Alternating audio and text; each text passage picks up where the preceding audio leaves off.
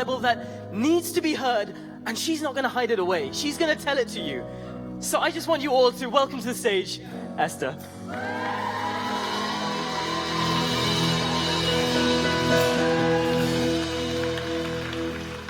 Hello, evening everyone.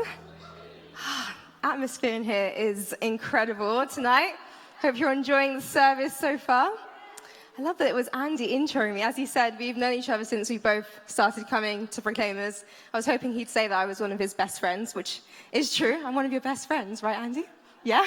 He made me part of his bridal party for his wedding this summer, which is incredible. Really excited for that.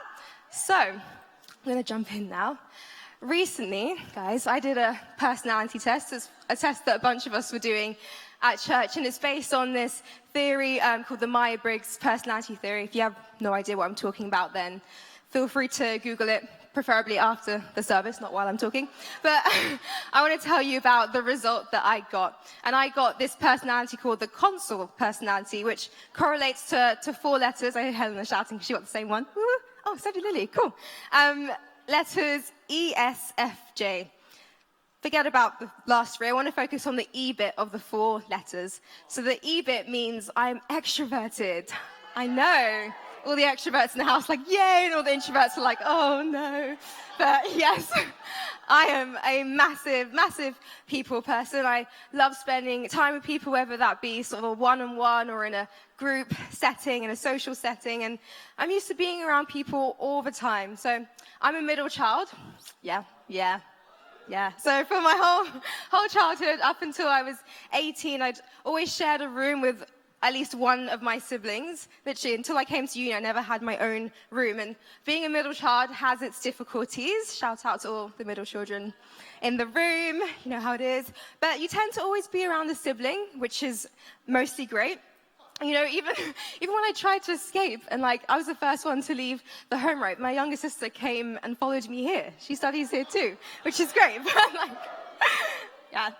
Anyway, I'm definitely one of those extroverted people that can't just sit at home for a few days without seeing anyone, talking to anyone, or being around people. I would probably go a bit crazy. And I'm one of those people that tends to be pretty busy, but I love being organized and I love socializing, so I love to be organized with my socializing. So I'm one of those people that will timetable people in, I have a full day, an hour for you, an hour for that. Some people hate that, but that's just how I roll.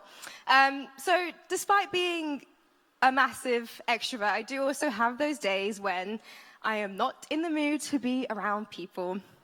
Yeah, and those are not good days for me. Probably worse for the people that have to be around me on those days. I'm sorry, because I'm not very good at disguising my mood.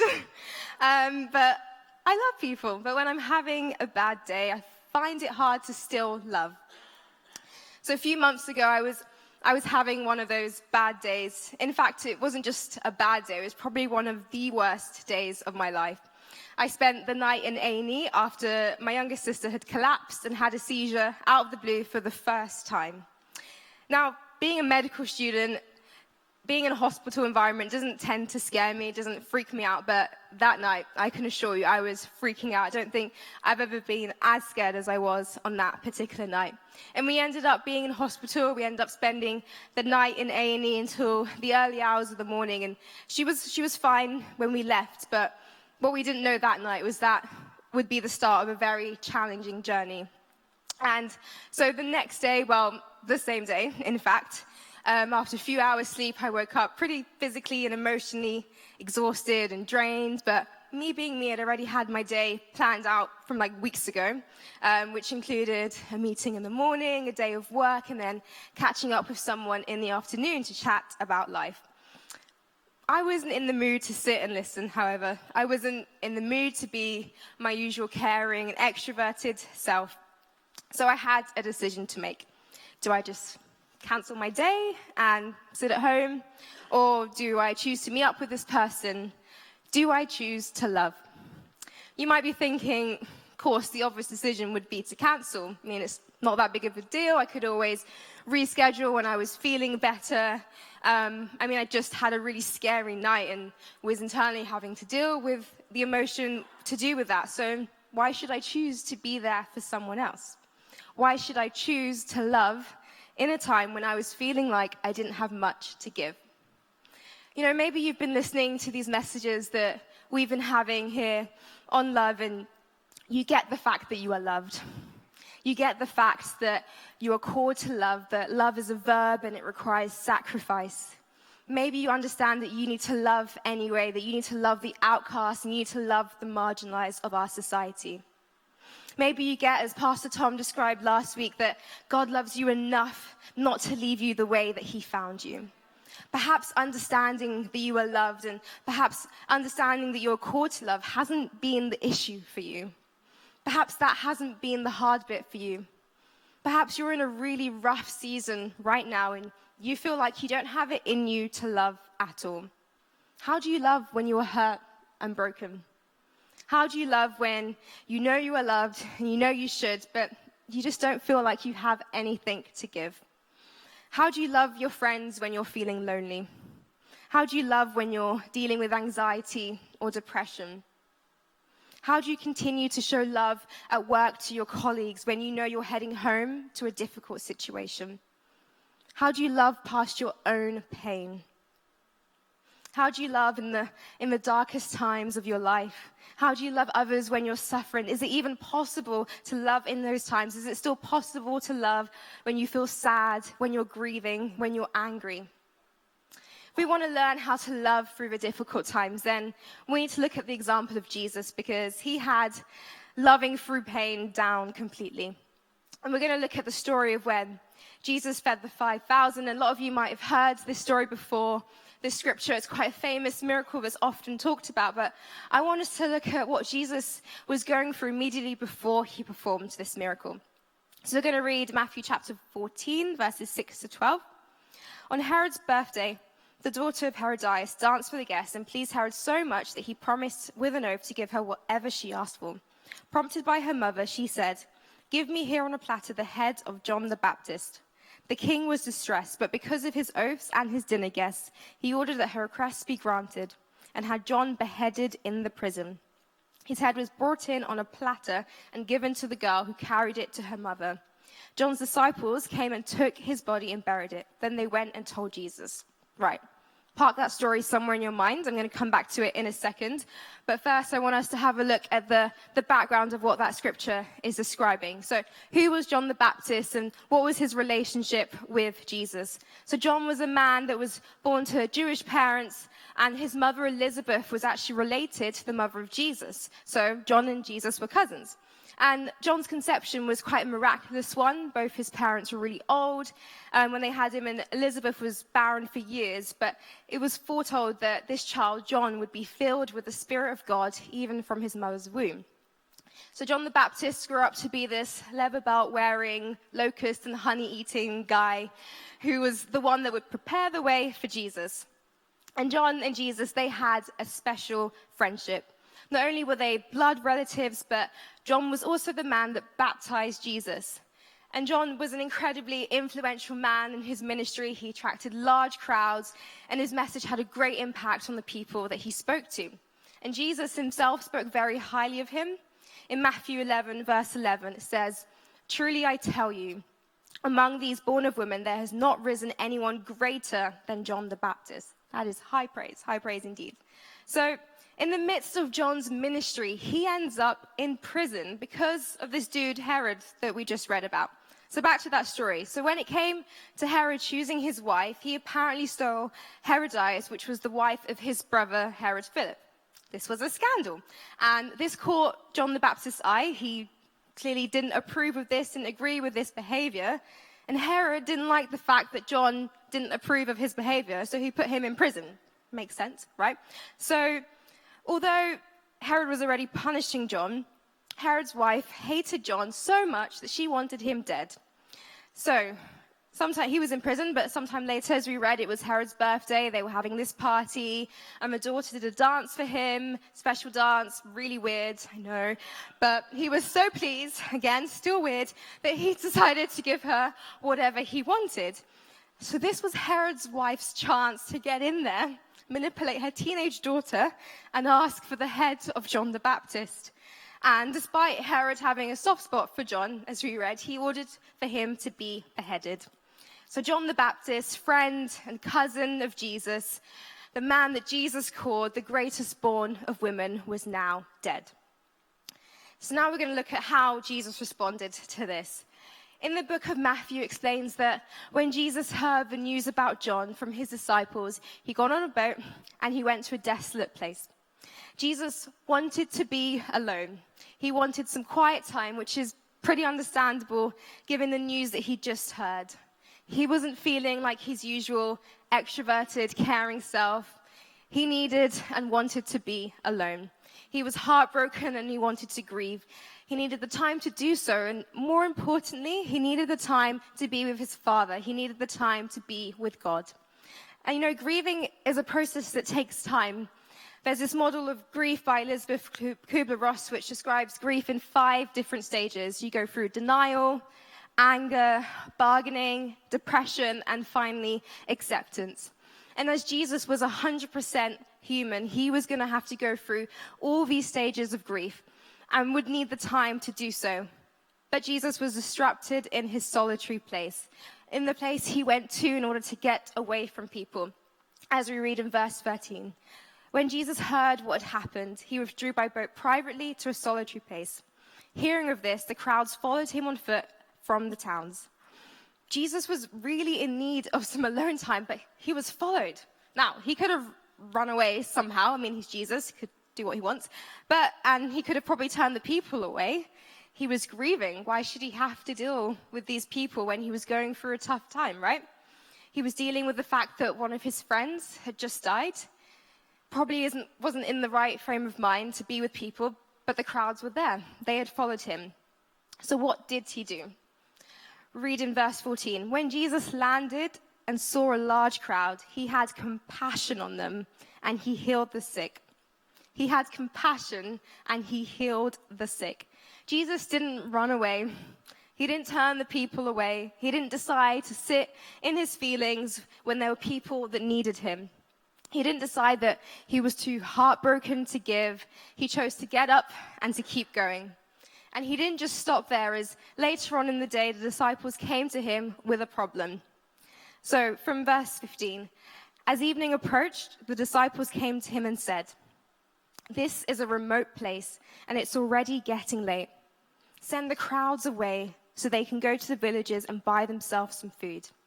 Jesus replied, "They do not need to go away. You give them something to eat."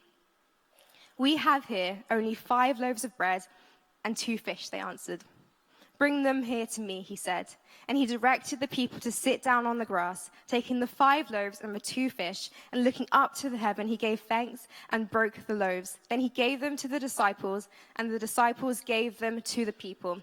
They all ate and were satisfied, and the disciples picked up 12 basketfuls of broken pieces that were left over. The number of those who ate was about 5,000 men, besides women and children.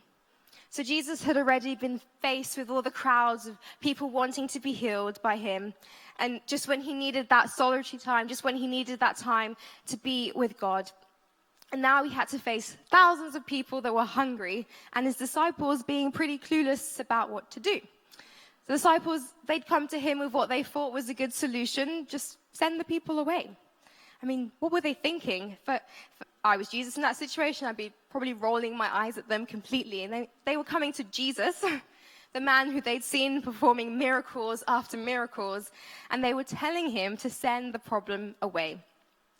I don't know, maybe the disciples were lacking in faith. Maybe they were tired. I mean, they only had 5 loaves of bread and 2 fish. How could they possibly feed thousands of people, right? Maybe they were tired. Maybe they thought that Jesus wanted to be left alone. I mean, they were the ones that delivered the news of John the Baptist's death. They knew that Jesus and John were close. Maybe they wanted to take the problem away from Jesus because he was grieving. And I don't know what was going through the disciples' minds in that time, in that moment. But what is clear, that in the midst of his pain, Jesus was going to bring a solution to the problem. In the midst of his suffering, Jesus was going to choose to love, choose to have compassion, choose to put others' needs before his own.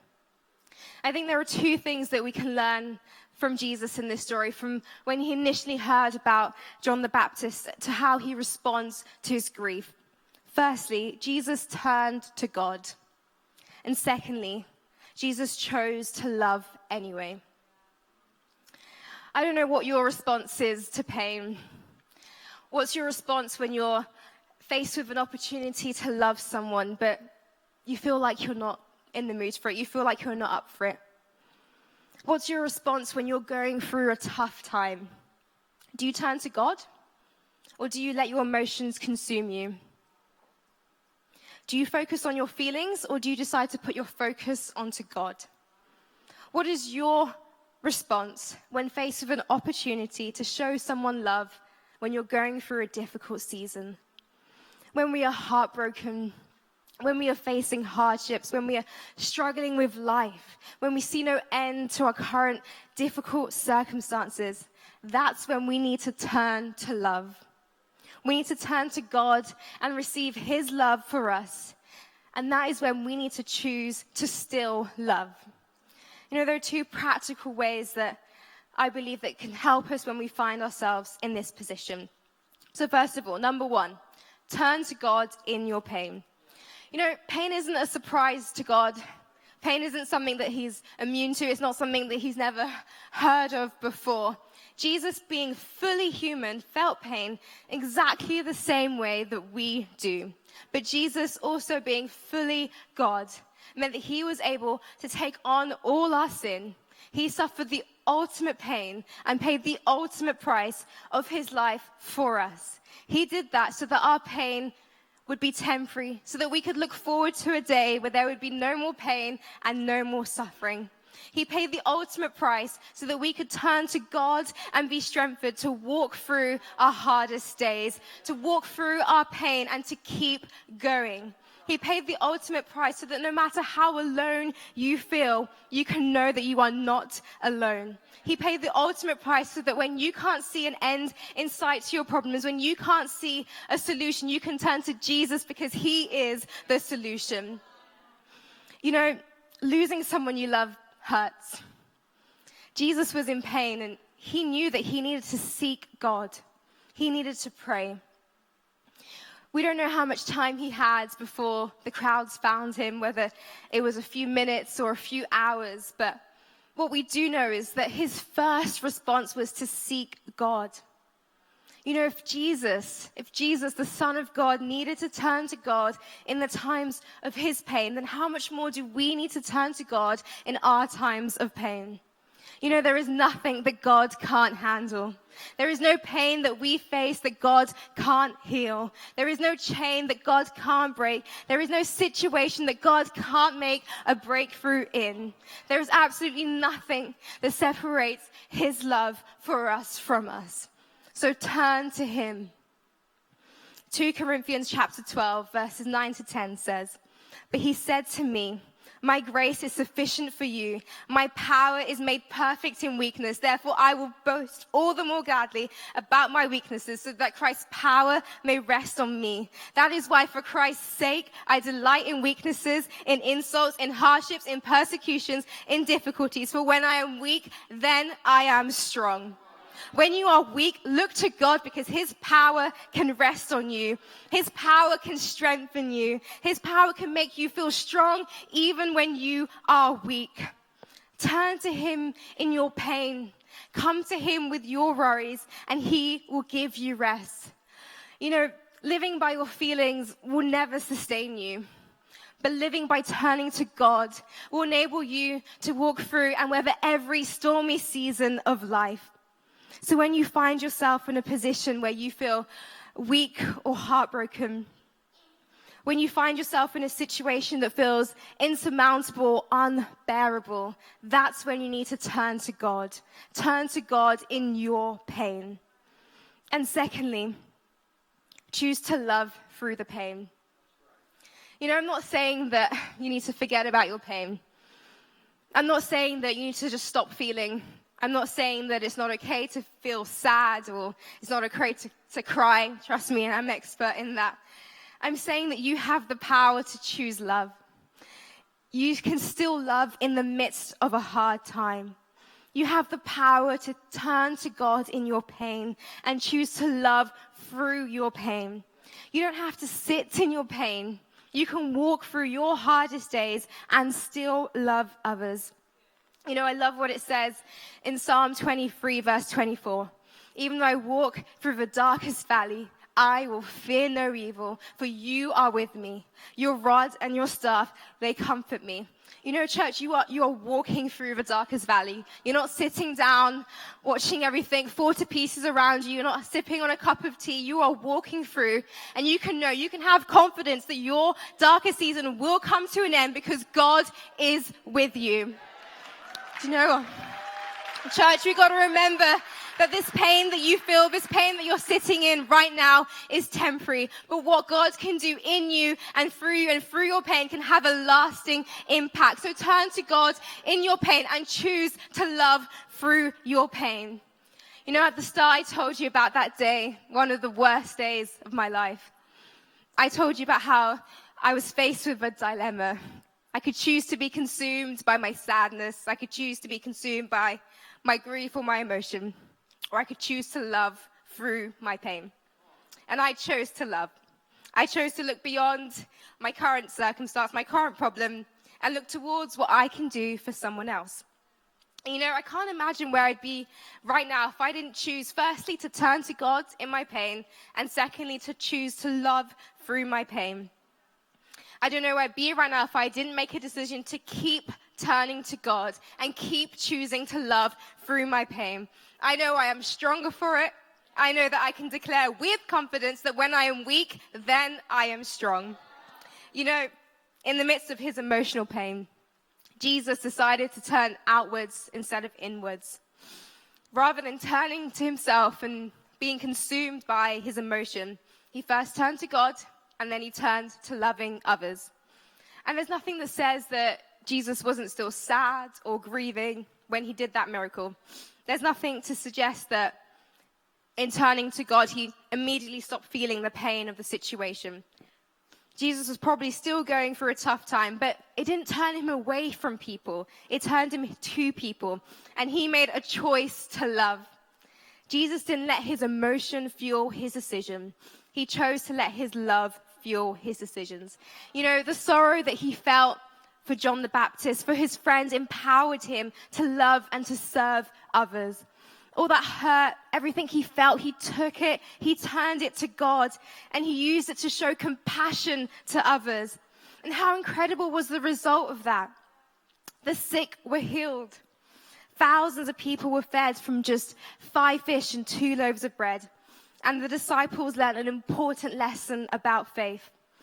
You know, weaknesses, hardships, pain, suffering, and difficulties, they don't make you exempt from loving others. The call to love has no boundaries. Don't be afraid to love when you're going through a tough time. Don't be afraid to love when you're in pain. You know, don't be afraid to love when you yourself are in need of love. Loving others when you're going through a tough time, it's not just a blessing for the people that are receiving the love, it's also a blessing for the person that's showing the love. The Bible talks about the fact that when we give, we also receive. That when we sow, we reap. That when we refresh others, we ourselves will be refreshed. On your worst day, Jesus chose you, and he chose to love you. So on your worst day, you can still love. So choose to love on your best day. Choose to love on your worst day. Choose to love through your pain. You know what? I wonder what our lives would look like if we decided to put these two things into practice.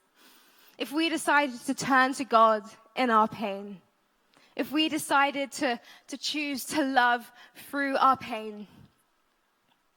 What would your life start to look like if when faced with a challenge, you decided to turn to God? How much easier would your walk through the hardest and darkest time of your life be if you decided not to sit into your pain, but to walk through knowing that God is there for you? To walk through knowing that when you are weak, then you are strong. What would your world look like if you chose to love through your pain? You know, imagine how different our schools would look if the kids that were suffering with low self-esteem, with anxiety, with depression, with self-harm, were the kids that were fighting for mental health awareness. Imagine how different our schools would look if they weren't the ones suffering in silence, but they were the ones that were choosing to love others while going through their own pain. I mean, how incredible would that be? Imagine how different your workplace would be if you weren't known as the person that's going through a financial struggle, if you weren't known as the person with the terminal diagnosis, if you weren't known as the person with the sick child, but if you were known as the person that decides to love through their pain, as a person that decides to look to God in their hardship, as a person that declares that when they are weak, they are strong because Christ's power rests in them. Imagine if we all chose to put God first in our lives and chose to love no matter what our circumstances, no matter what the situation is that we are facing. I believe that we would see a revolution of inspirational love, a kind of love that has no limits, a kind of love that has no boundaries, a kind of love that is selfless, the gritty kind of love that God has for every single one of us.